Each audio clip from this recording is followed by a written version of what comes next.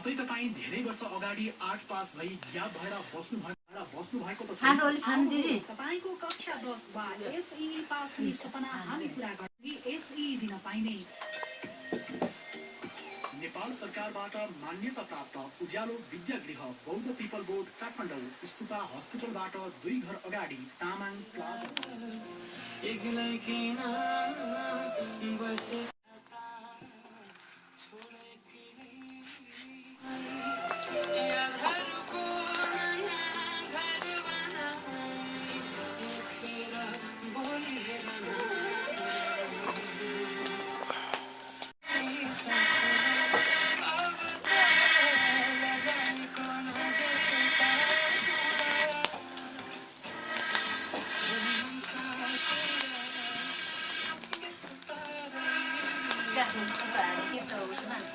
अनि म चाहिँ खाम त कस्तो हुँदो रहेछ भनेर यसो हेर्दा त फलमाथि जस्तो देख्यो है अनि खाँदा त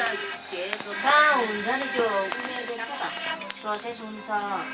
कुखुराको पखेटा हुन्छ त्यस्तो सानो सेर्ना छैन अनि चाना जस्तो त्यत्रो चाना जस्तो त्यो मासु दिन्छ अनि त्यसमा निजी क्षेत्रले प्रभाव गर्ने सेवा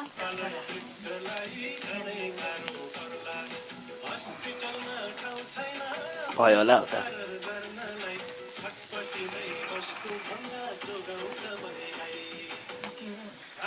पुस्न रहेछ त काठमाडौँ बौद्धमा रहेछ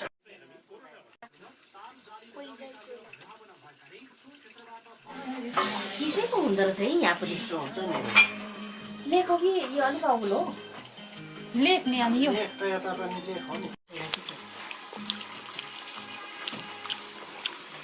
मजा खाँदिन खानु